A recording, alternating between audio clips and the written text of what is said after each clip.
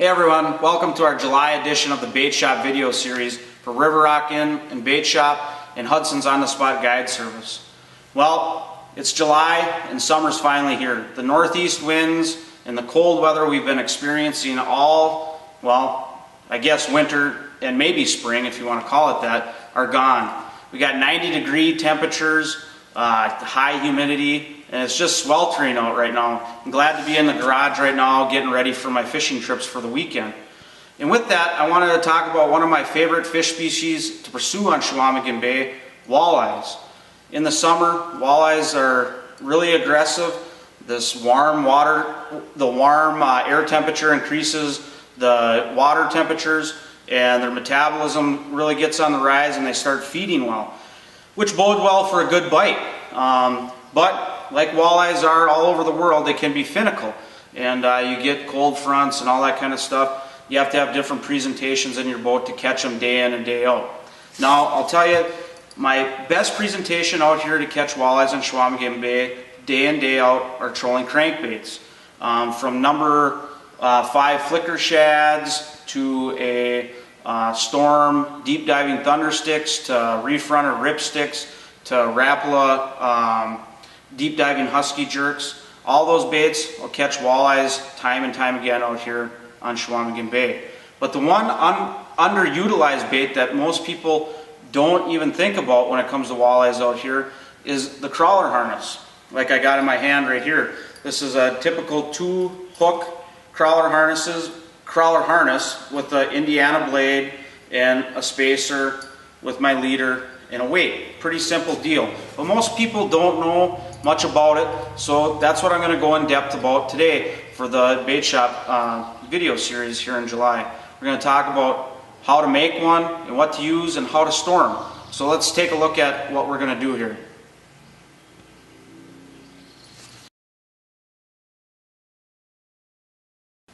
So as you can see from my component box, there's a lot of different add-ons and accessories that you can put onto a crawler harness to make it look real sexy for all the fish that we're going to catch out here on Chequamegon Bay.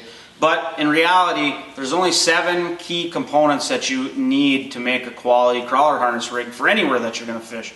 So let's start with the main component, which is your line. And from your line, then you need hooks. And then one other component that most people overlook is the ball bearing swivel on the end to prevent line twist. Then you have your clevis, which you'll want to have a quick change clevis so we can change blades fast. Then you have your weighting system, and then you have your beads or your spacers, and then your blade. And blades are something that come in all kinds of different shapes and sizes.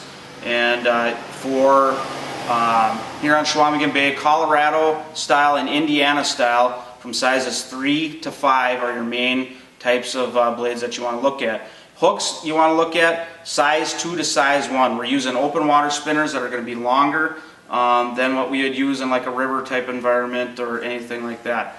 So those are your main components that you're going to need, and pretty simple to make. So let's make one and show how easy it is. So basically what you want about a 5-foot piece of fluorocarbon. I use 15-pound fluorocarbon, and I'm using number 2 hooks. Pretty simple. Take them hooks, put the line through it that way, bring it through so you have a tag in, wrap it around 8 to 10 times, just like that. Take the tag in, shove it through the hook eye, like that, underneath, pull it tight.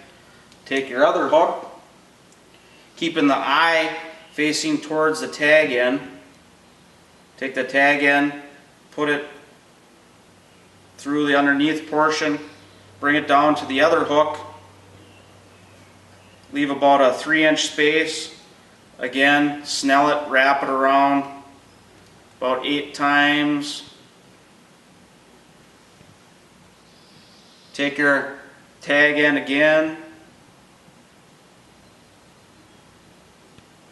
bring it back through the eye. This one's got a little piece of junk in it, so making it difficult. bring it back through, cinch it down. Now is where you add your beads or your spacers. Out here you want to use about 5 to 6 beads. I actually use a spacer. It's just a piece of styrofoam with some fish foil on it. These are from Bass Pro Shops, but you can get beads right from River Rock, including you know, a great lineup of blades that they have that just came in. Then you can use, then next is your clevis. Here's a quick change clevis.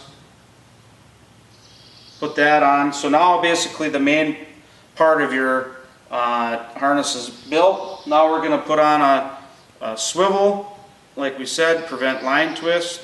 Use a simple Palomar knot to do that. And with fluorocarbon, when you do that knot, you're going to want to wet it because it creates a lot of friction and heat, which can weaken the line. So you do a Palomar knot, bring that through, and cinch it down tight after you wet it. Now I'm hooked up here, so bear with me. So now we got that. Now you just add your blade, and like you've seen, I carried a lot of different blades. I'm going to add as a Northland holographic blade, size 3. Just shove it in there and you're good to go with your crawler harness. That little thing spins on there as it goes through the water, of course, with your night crawler behind. Simple crawler harness to use out here on Chequamegon Bay.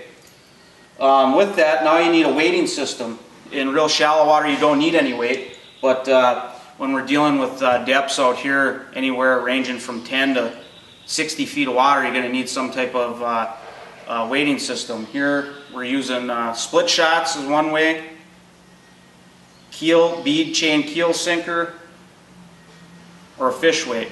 All come in different shapes and sizes. Out here mainly I use an 1/8 ounce, and I use an 1/8 ounce because I have a simple formula. At 1.3 miles an hour, an 1/8 ounce for every 8 feet will go 1 foot down in the water column. So if I want to get 10 feet down, I add 80.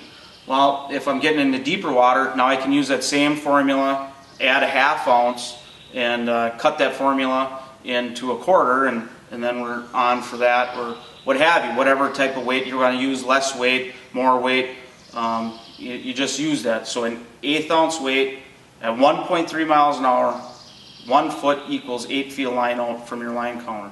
So pretty simple.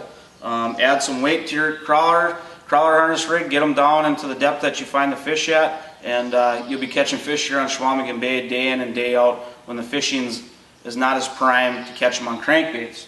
One last tip I want to give you for crawler harness rigs is how do we store them? Simple. Get yourself some swim noodles, get yourself a plastic box, cut them to length, take your crawler harness here, just hook the hook right into the swim noodle. Pretty simple. Hook both hooks in, and all you do is just wrap it around, just like that. And then when you get to the end, that little barrel swivel is going to make it nice, because what we do, you take a simple brad you get at a hardware store, put it right inside of that, cinch it down. Now you have all the different types of blade colors, everything at your disposal to change them out. Break one off, something like that, it's easy to change. Throw it in that deal, put it in the boat, and you're good to go for your crawler harness rigs. So pretty simple deal, but very effective for walleyes here on Chequamegon Bay. So go catch yourself a bunch, and until August, we'll see you on the water.